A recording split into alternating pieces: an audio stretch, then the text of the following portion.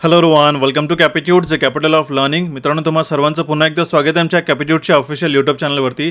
आज आपण आपल्या येणाऱ्या Mumbai metropolitan region development authority म्हणजेच MMRDAसाठी ज्या मल्टिपल पोस्ट आलेल्या आहे त्यामध्ये एक अत्यंत महत्त्वाचा जो विषय आहे सामान्य ज्ञान, याबाबतचे कुठले कुठले महत्त्वाचे टॉपिक हे तुम्हाला करायचे आहे याबाबतची संपूर्ण चर्चा करणार आहोत. बरेच विद्यार्थ्यांनी आम्हाला आमच्या पर्सनल व्हॉट्सॲपच्या थ्रू किंवा कमेंट बॉक्सच्या माध्यमातून सर 10 मार्कांसाठी जे येणारा GK याची तयारी कुठून करावी याच्यासाठी संदर्भात बरेच सगळे क्वेरीज आमच्याकडे रेज केलेली आहे. त्यासाठीच संदर्भाचा हा संपूर्ण व्हिडिओ आम्ही जो आहे तुमच्यासाठी तयार करून घेऊन आलेलो आहे. सोबतच मी या व्हिडिओमध्ये सांगणार आहे की GKचा रिसोर्सेस फ्री रिसोर्स कुठून वापरायचं जेणेकरून तुम्ही 10 प्रश्नांपैकी मॅक्सिमम जे आहेत ना हे GKमध्ये तुम्ही अटेम्प्ट करू शकता. काही पोस्टसाठी तर 15 प्रश्न आपल्याकडे पाहावयास मिळतील.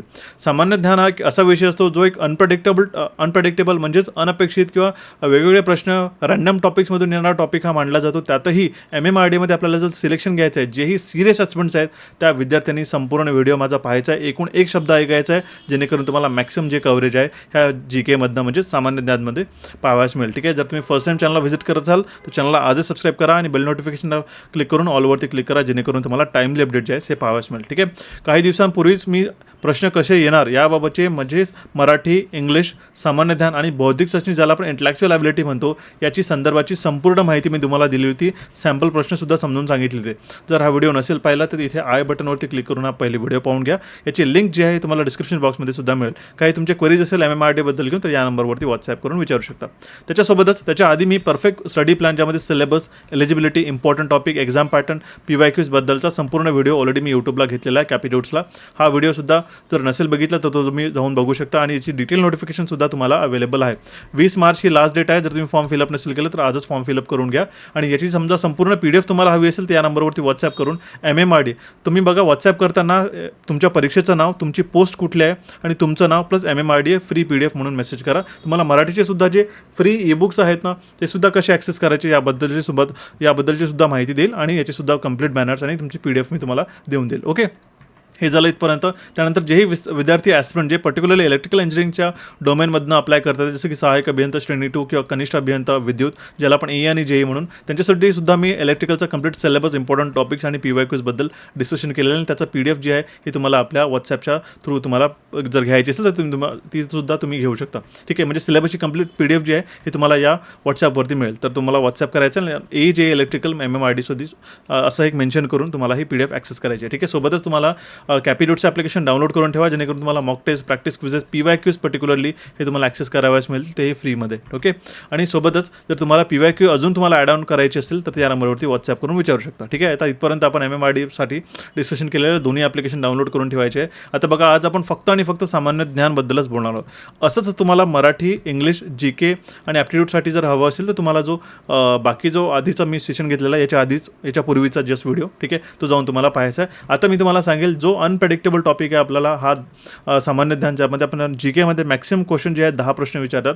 ठीक आहे, 10 on 10 अटेम्प्ट करणं हे फार डिफिकल्ट आहे. मी ऑलरेडी सांगितले मराठी, इंग्लिश आणि या सेक्शनला टार्गेट करा. पण आज मी तुमच्यासाठी अशी माहिती घेऊन आलेली आहे की ज्यामध्ये तुम्हाला 10 पैकी ॲटलिस्ट 5+ किंवा 6+ जे प्रॅक्टिकली बोलतोय मी हे तुम्ही मार्क्स घेऊ शकता. ठीक आहे, आता बघा, सिलेबस हा सगळ्यांसाठी सेम आहे. फक्त पोस्ट 13, 14 आणि 15साठी याचं विभाजन जे आहे वेगवेगळं केलेलं आहे. बाकी हे सब्जेक्ट जे आहेत हे चारही सारखेच आहेत. याचा अर्थ असा असतो की हा जो कॉमन सिलेबस आहे हा सगळ्यांसाठी कॉमन आहे. काही पोस्ट जे आहेत ना 13, 14, 15साठी याचं फक्त विभाजन अलग करण्यात आलेलं आहे, बाकी सगळं सेम आहे. ठीक आहे, आता बघा, मराठीचे फ्री बुक्स तुमच्यासाठी मी काही दिवसापूर्वीच ॲड केलेलं आहे. कॅपिट्यूडच्या ॲप्लिकेशनला डाउनलोड करून फ्रीमध्ये स्टडी मटेरियलच्या फोल्डरमध्ये जायचं, मराठी सेक्शनला चूज करायचं आणि इथे जे मराठीमध्ये TCS पॅटर्नचे आपण पूर्ण ईबुक दिलेले आहेत याचा फ्रीमध्ये ॲक्सेस करायचं. त्यासाठी तुम्हाला ॲप्लिकेशन डाउनलोड करावं लागेल. कॅपिट्यूडचं ॲप्लिकेशन प्ले स्टोरवरून किंवा त्याची लिंक जी आहे तुम्हाला डिस्क्रिप्शन बॉक्समध्ये मिळेल त्याच्यावरून डाउनलोड करू शकता. ज्याही विद्यार्थ्यांकडे iPhone आहे त्या विद्यार्थ्यांनी ईमेल ID मला मेसेज करायचा आहे व्हॉट्सॲपला. मी तुम्हाला रजिस्ट्रेशन करून iPhoneची सुद्धा लिंक देऊन देईल. ओके, क्लिअर झाला. हा कंप्लीट एक्झामिनेशनचा पॅटर्न मी ज्या प्रकारे तुम्हाला सांगितलं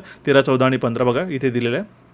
जसं मी म्हटलेलं आहे 13, 14 आणि 15साठी फक्त विभाजन वेगवेगळं करण्यात आलं आहे. ठीक आहे, 14मध्ये काय, इथे फक्त बौद्धिक चाचणीला 15 क्वेश्चन आहे. ठीक आहे, 15मध्ये पण 15 प्रश्न आहे. ठीक आहे, आणि 13साठी बघा इथे सुद्धा 15 प्रश्न दिलेले आहेत GKमध्ये. ठीक आहे, सॉरी, इथे बघा GKसाठी आपल्याला 15 प्रश्न दिले हे सामान्य ज्ञानचे. ओके, क्लिअर झालं. याचाच अर्थ काय की तुम्हाला मॅक्सिमम प्रश्न जे आहेत ते GKमध्ये सुद्धा तुम्ही अटेम्प्ट करू शकता. आता या संदर्भाचा जो मराठीचा सिलेबस आहे आपल्याकडे, GKचा बेसिकली इंग्लिशचा सिलेबस आहे हा सुद्धा मी एक्सप्लेन केलेला आहे. इंटलेक्च्युअल ॲबिलिटीचे सुद्धा टॉपिक सांगितलेला आहे आणि यासोबतच मी जी के म्हणजेच बेसिकली जनरल नॉलेज ज्याला आपण म्हणतो किंवा सामान्य ज्ञान ज्याला आपण म्हणतो त्यामध्ये हे सगळे टॉपिक्स तुम्हाला सांगितलेले.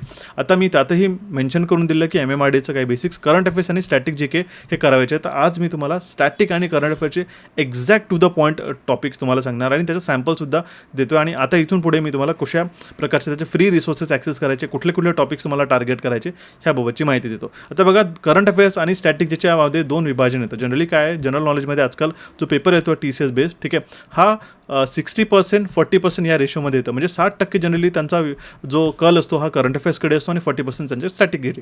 स्टॅटिक जी के सुद्धा जे आपल्याकडे करंट अफेअर्स बेस असतात ना, करंट अफेअर्सच्या न्यूज असतात त्याच्याशीच निगडीत ते करंट अफेअर्सचं पोर्शनला घेऊन स्टॅटिक जी के विचारतात. करंट अफेअर्समध्ये कुठे टॉपिक्स येतात बघा, नॅशनल आणि इंटरनॅशनल इव्हेंट्स, गव्हर्नमेंटच्या स्कीम झाला, report and indices, appointment, books and authors, awards and honours, sports, defence and space, ठीक आहे. स्टॅटिक जी केमध्ये इम्पॉर्टंट डेज अँड थीम झालं, कॅपिटल करन्सीज, ठीक आहे, headquarters of organisation, national park, dams and power plant, important institution and the projects, ठीक आहे. याच्यावरती सुद्धा बरेच सगळे टॉपिक आहे. पण मी तुम्हाला रिकमेंड नाही करेल की त्यासाठी 10 मार्कांसाठी किंवा 10 प्रश्नांसाठी याच्यापेक्षाही जास्त तयारी कराल.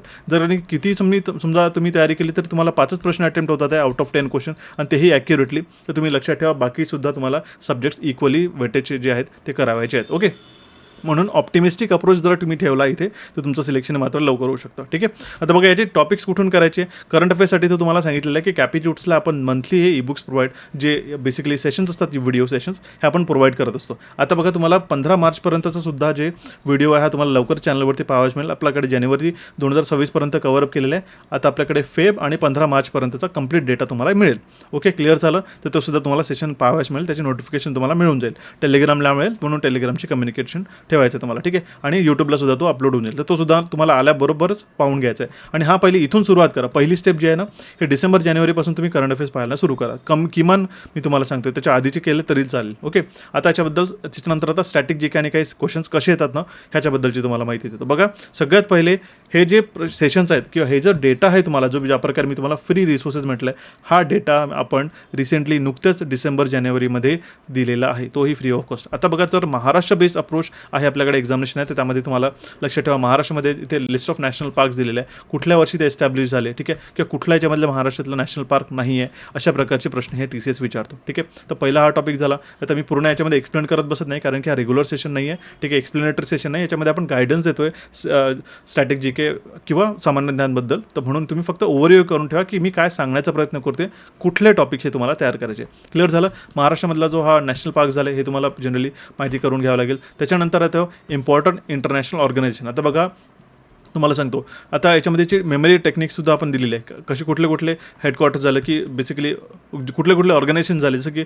वर्ल्ड बँक ग्रुप झाला, इंटरनॅशनल मॉनिटरी फंड IMF ज्याला आपण म्हणतो, इंटरनॅशनल फायनान्स कॉर्पोरेशन झाला, इंटरनॅशनल डेव्हलपमेंट असोसिएशन झालं, याची ॲब्रिवेशन्स आहेत, कुठले एस्टॅब्लिश झालं आणि त्याचे कुठे हेडक्वार्टर्स आहेत. जसं की जेनेवा स्वित्झर्लंडमध्ये कुठे आहेत, WTO, WHO, ILO, ठीक आहे, ITPO, ठीक आहे, ह्याचे सगळे जे हे बेसिकली हे ॲब्रिवेशन, जरी तुम्ही WTOचं हेडक्वार्टर कुठे आहे म्हटलं की जेनेवा स्वित्झर्लंड. ठीक आहे. इथे काय वर्ल्ड जिथे असेल आणि जिथे एंड होईल ऑर्गनायझेशनमध्ये तिथे जेनेवा स्वित्झर्लंडमध्ये. हे सुद्धा आपण आपल्या करंट अफेअर्समध्येच देत असतो. तुमच्यासाठी मी निवडून आणून दिलेले आहे. ठीक आहे. आणि जर तुम्हाला हवं असेल की सर एक GKचे एक मास्टर क्लास घ्या, ठीक आहे, MMRDसाठी, तर तुम्हाला काय मेसेज करायचं आहे, कमेंट बॉक्समध्ये कमेंट करायचं #GK. जेवढे जास्त आपल्याकडे हे कमेंट्स असतील GKचे #GK, तेवढ्या लवकरात लवकर तुम्हाला जो आहे ह्याचा GKचं सेपरेट सेशन मी देऊन देईल, जेणेकरून तुम्हाला तयारी करता येईल. ओके, आलं लक्षात. आता हे तुम्हाला अशी इम्पॉर्टंट इंटरनॅशनल ऑर्गनायझेशनची माहिती करून घ्यायची आहे, कुठे कुठे काय आहे ते. ठीक आहे, मी तुम्हाला एक लिस्ट दिलेली आहे. त्याच्यानंतर येतं इंटरनॅशनल ऑर्गनायझेशन जे अपडेटेड आहे जानेवारी 26पर्यंत, त्याचे करंट हेड कोण आहे. आता बघा, हेडपर्यंत विचारत नाही जनरली. ठीक आहे, हे जे आहेत ना, हे बँकिंग लेवलला विचारतं. ठीक आहे, एस्टॅब्लिश इयर पण हे फार थोडं डिफिकल्ट होऊन जातं, पण तुम्हाला याचं ॲब्रिवेशन आणि त्याचं हेडक्वार्टर कुठे आहे, ठीक आहे, हे तुम्हाला माहिती करावं लागेल. याच्यावरती एक सहसा प्रश्न येतो. ओके, क्लिअर झालं. इम्पॉर्टंट आहे हा टॉपिक. नंतर आता बघा, एक प्रश्न असा आलेला आहे की आता कुठली जी वेटलँड आहे ही पहिली छत्तीसगडची अशी पहिली रामसर साईट जी आहे डिक्लेअर झालेली आहे. ठीक आहे, ती आहे कोपरा रिझर्व आहे. ठीक आहे. तर आता बघा, जे पहिल्या घटना घडतात, फर्स्ट फिमेल असो, फर्स्ट मेल असो, की पहिली अशी इंटरनॅशनल लेवलला किंवा नॅशनल लेवलला घटना होती की जी मोठ्या प्रमाणात विचारलं जाते, त्यावरती सुद्धा प्रश्न विचारतात. अशाच प्रकारचे तुम्हाला करंट अफेअर्समध्ये सुद्धा मंथली सेशनमध्ये पाहावयास मिळतात प्रश्न.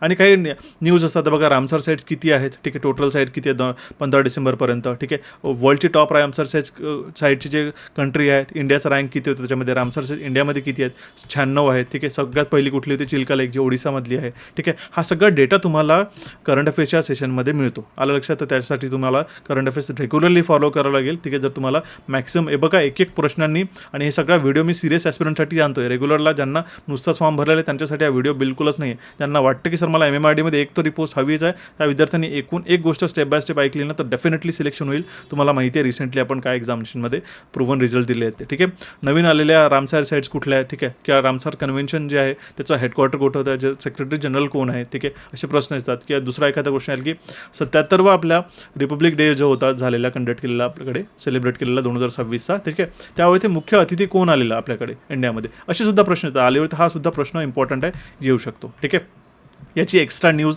आणि याचा स्टॅटिक डेटासुद्धा आपण देत असतो करंट अफेअर्सला, तो वाचायचा आहे. ठीक आहे, आणि नंतर आपल्याकडे बघा इंडियाचा रँकिंग आहे. ठीक आहे, आता ह्या नॅशनल न्यूजमध्ये तुम्हाला रँकिंग इंडेक्स आणि रिपोर्ट्स वाचायचे आहेत. त्यामध्ये आपल्याकडे इंडियाचा रँक जो आहे ते 67th आहे. ठीक आहे, मोबिलिटी स्कोर किती आहे, आणि हे बेसिकली डिफरंट कॅटेगरीजमध्ये डिफरंट रँकिंग आपल्याला विचारतात. ग्लोबल पासपोर्ट रँक किती आहे आपल्याकडे. ठीक आहे, त्याच्यानंतर आपल्याकडे टॉप 5 कंट्रीज कुठल्या आहेत पासपोर्ट इंडेक्सच्या, आणि बॉटम 5 कंट्रीज कुठल्या आहेत. ठीक आहे, हे सुद्धा विचारतात. ठीक आहे, नॅशनल न्यूजमध्ये रँकिंगमध्ये अजून आपल्याकडे बरेच असे रँकिंग असतात जे तुम्हाला व्हॅल्यू लक्षात ठेवायचे असतात. जसं आपल्याकडे Stanford Institute for Human Centered Artificial इंटेलिजन्सनी एक रँकिंग दिली आहे की त्याच्यानुसार आपल्याकडे इंडिया जो आहे 3rd रँक करतो ग्लोबल व्हायब्रन्सी इंडेक्समध्ये. ठीक आहे, त्याचा स्कोर पण दिलेला आहे. असे छोटे छोटे प्रश्न ते विचारू शकतात. ठीक आहे, त्यानंतर ह्युरन इंडिया रिच लिस्टमध्ये जे आहे जयश्री उल्लाल जी आहे, ठीक आहे, ती कुठल्या पोस्टवरती आहे, बेसिकली ती किती तिचं नेटवर्थ आहे, किंवा सगळ्यात हायेस्ट अर्निंग कोण करत आहे. ठीक आहे, त्याचं रँकिंग विचारतं जनरली. ठीक आहे, एशिया पॉवर इंडेक्समध्ये रँकिंग किती आहे, इंडियाचा 3rd आहे. हे इंडेक्सेसवरती प्रश्न एक हा ठरलेला असतो, तर हा तुम्हाला स्किप करायचा नाही. ठीक आहे,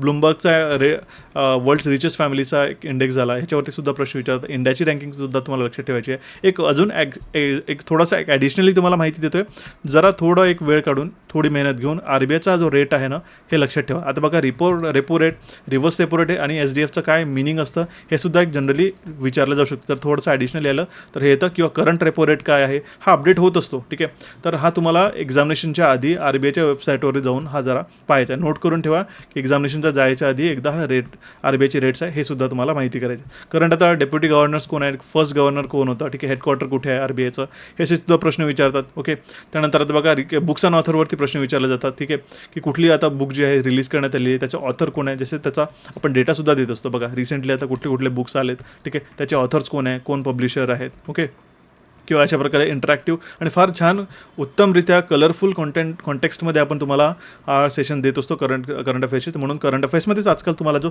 स्टॅटिक डेटा आहे ना हा तुम्हाला कव्हरअप करता येईल. ठीक आहे, ज्यामध्ये तुम्हाला हा टॉपिक करावा लागेल बुक्स अँड ऑथर. ओके, त्यानंतर काय आता बघा एक अजून प्रश्न आहे आपल्याकडे की आता स्पोर्ट्समध्ये, ठीक आहे, in the women's under nineteen category at the British junior open 26 which medal was secured by the Indian squash player Anahat Singh. ठीक आहे, अनहत सिंगद्वारा कुठला आपल्याकडे अंडर-19 कॅटेगरीमध्ये जो आहे मेडल जिंकला त्यांनी जिंकला तो आहे silver. Okay, Indian squash player Anahat Singh won the silver in the women's under nineteen final British junior open. ठीक आहे, जो अनहत सिंगनी जो जिंकलेला आहे तिने तो आहे सिल्वर मेडल. ठीक आहे, अशा प्रकारचे प्रश्न असतात. मी जरा क्विकली सेशन सांगतोय, तुम्ही लक्षात ठेवा. फक्त मला काय कॉन्टेक्स्ट सांगायचं आहे तुम्हाला, कुठल्या पद्धतीचे प्रश्न येईल हे मला तुम्हाला समजून सांगायचं आहे. ओके, क्लिअर झालं. तिने कोणाला हरवलं याच्यावरती प्रश्न येईल.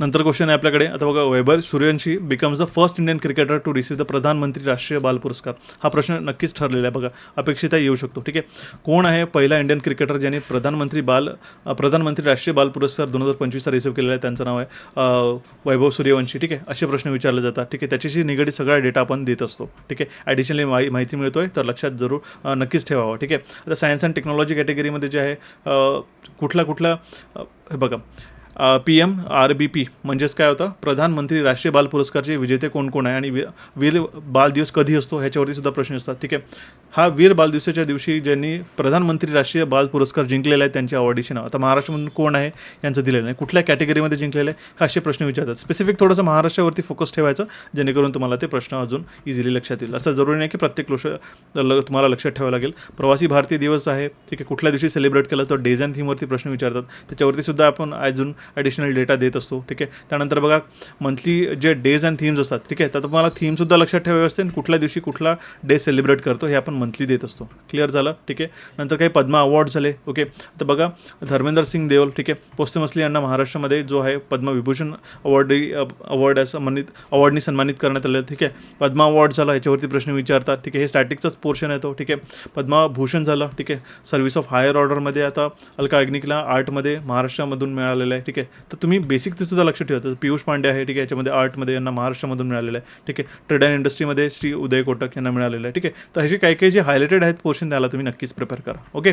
त्यानंतर बघा हे जे प्रश्न आहे तुम्हाला दिलेले आहे TCSनी कशा प्रकारे विचारलेले याबाबतची संपूर्ण चर्चा मी मागच्या सेशनमध्ये केलेली आहे. आलं लक्षात. तर ह्याबद्दलची पूर्ण जी क्लॅरिटी आहे मी तुम्हाला दिलेली आहे. हे सगळे प्रश्न अशा प्रकारचे विचारतात. जरा थोडं पॉज करून एकदा वाचून घ्या. हे बघा मॉनिटरी प्रोटोकॉलची सुद्धा प्रश्न आलेले आहे. एन्व्हायरमेंटबद्दल म्हणा किंवा आर्टिकल्सबद्दल स्टँडर्ड प्रश्न दिलेले आहे. हे सगळे आपण कव्हरअप केले आहे. ठीक आहे. याचे मराठीचे ईबुक्स तर वाचच तुम्ही, पण नक्की तुम्हाला सांगते जर तुम्हाला डेडिकेटेड सिलेक्शन हवं आहे, जे ही ॲस्पिरंट सिरियस आहे त्यांनी हा मात्र नक्कीच कोर्स एनरोल करून. आता बघा 60 क्वेश्चन फार मोठे गेम चेंजिंग आहे तुमच्या MMRDसाठी. आजच कॅपिट्यूटच्या ॲप्लिकेशनला डाउनलोड करून हा कॉम्बो कोर्स जो आहे मराठी, इंग्लिश, सामान्य ज्ञान आणि बौद्धिक चाचणी याचा करून घ्या. सामान्य ज्ञानमध्ये आपण महाराष्ट्र बेस्ड GK सुद्धा आपण त्याच्यामध्ये ॲड करतोय. ठीक आहे. त्याची काही काळजी करायची गरज नाही. आणि अपडेटेड स्टॅटिक डेटाची ईबुक सुद्धा आपण दिली. क्युरेटेड सॉर्टेड तुम्हाला ईबुक्स मिळेल. ठीक आहे. याच्यामध्ये नोट्स, व्हिडिओ लेक्चर्स जेवढेही एक ॲस्पिरंटला नॉन टेक सेक्शनला प्रिपरेशन करावं लागते सगळ्या गोष्टीची आपण पूर्तता यामध्ये केलेली आहे. तर तुम्ही आजच कॅपिट्यूटच्या ॲप्लिकेशनला डाउनलोड करून ऑल कोर्समध्ये जायचं. महाराष्ट्र स्टेटच्या कॅटेगरीमध्ये तुम्हाला हा कोर्स पाहायला मिळेल. ज्याही विद्यार्थ्यांना टेक्निकलची तयारी करायची, स्पेशल इलेक्ट्रिकलची, AE आणि JEची, कारण की 40 क्वेश्चनची सुद्धा तुम्हाला तयारी करावीच लागेल इक्वली. ठीक आहे. तर त्यासाठी त्यांनी इलेक्ट्रिकल इंजिनिअरिंग MCQsला ऑल कोर्समध्ये जाऊन महाराष्ट्र स्टेटच्या कॅटेगरीमध्ये जाऊन हा टेक्निकलचा AE JEचा कोर्स घ्यायचा आहे. नक्कीच तुम्हाला फ्रुटफुल रिझल्ट पाहायला मिळेल. आणि कॅपिट्यूट्सला टेलिग्रामला फॉलो करून डेली आपण वोकॅब जे देत असतो किंवा कॉन्ट्स आणि रिझनिंगचे प्रश्न आपण देत असतो याची मात्र तुम्हाला डेली प्रॅक्टिस करायची आहे. ठीक आहे. काही अडचण असल्यास मला विचारा. ही जर फ्री PDF हवी असेल तर टेलिग्राम चॅनलला अवेलेबल आहे किंवा तुम्ही मला पर्सनली बघू शकता. ठीक आहे. या सेशनला तुम्ही तुमच्या मित्रांपर्यंत पोहोचवा. आपल्या चॅनल कॅपिट्यूट्सला इथे क्लिक करून सबस्क्राईब करा. इथे क्लिक करून तुम्ही ॲप्लिकेशनचं डाउनलोड करू शकता. रिसेंट सेशन ज्याबद्दल मी बोललो आहे त्याला इथे तुम्ही क्लिक करून पाहू शकता. काही अडचण असल्यास नंबर तुमच्याकडे दिलेला आहे किंवा कमेंट बॉक्समध्ये सुद्धा कमेंट करा. आणि जर GKचं सेशन हवं असेल तर #GK हे कमेंट करा. ठीक आहे. लवकरात लवकर GKचं सेशन सुद्धा तुम्हाला देऊन देऊ यूट्यूबला. Okay. So guys thank you for watching this session. Have a nice day. भेटू आपल्या नवीन सेशनमध्ये लवकरात लवकरच.